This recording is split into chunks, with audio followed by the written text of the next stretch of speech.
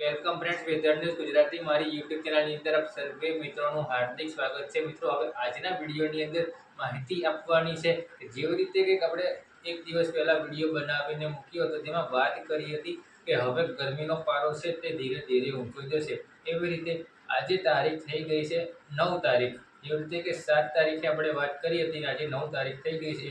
એ મુજબ હવે ગરમીનો જે પારો છે તે 40 ડિગ્રીની આજુબાજુ પહોંચી ગયો છે। ઘણા શહેરોમાં 40 ડિગ્રીથી ઉપર પણ તાપમાન જતું રહ્યું હશે, પણ 38 થી 40 ડિગ્રીની આસપાસ અત્યારે ટેમ્પરેચર જોવા મળી રહ્યું છે। અને જે રાત્રિનું તાપમાન છે તે પણ ઘણું બધું ઊંચું જોવા મળી રહ્યું છે, જેમાં રાત્રિનું તાપમાન છે લગભગ અંદાજિત તાપમાન જે ગ્રામ્ય વિસ્તારમાં 20 થી 22 ડિગ્રીની આસપાસ, તો અમદાવાદ શહેરનું જે ટેમ્પરેચર રહેશે એ ટેમ્પરેચર લગભગ 25 થી 27 ડિગ્રીની આસપાસ ટેમ્પરેચર અત્યારે હાલ જોવા મળી રહ્યું છે મિત્રો।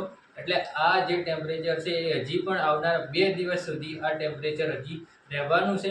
એ પછી 18 તારીખ આપણે જે વાત કરી હતી કે 18 તારીખથી માવઠાના વરસાદની શક્યતાઓ રહેલી છે। તો માવઠાના વરસાદની જે શક્યતાઓ છે તેના વિશે વિશેષ માહિતી માટે આગળના નેક્સ્ટ વિડીયોની અંદર માહિતી આપીશું। પણ જે હવામાન વિભાગની જે આગાહી મુજબ આપણે તાપમાનની વાત કરી હતી એ જ મુજબ અત્યારે હાલ તાપમાન ચાલતું આવ્યું છે।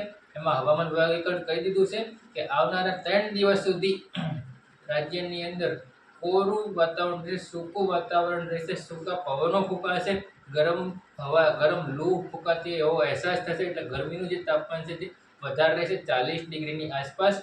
અને અમદાવાદ, વડોદરા, સુરત જેવા મોટા શહેરો, ભાવનગર જેવા શહેરોની અંદર જે તાપમાન છે તે 41-42 ડિગ્રીએ પહોંચી જાય તો એમાં કોઈ નવાઈની વાત નથી, કારણ કે આ વખતે ઉનાળો જે છે તે ઉનાળો લેટ શરૂ થયો છે। અને ઉનાળો જે લેટ શરૂ થયો છે એ હવે રેગ્યુલર ઉનાળાની જે સ્પીડ છે તે પકડશે મિત્રો। એટલે આખી આ રીતની આપણી આગાહી હતી, જેમાં આજના વિડીયોની અંદર અત્યારે હાલ પૂરતું તો મિત્રો આટલું જ। બાકી જે વિશેષ માહિતી છે તે કાલના વિડીયોની અંદર આપવામાં આવશે।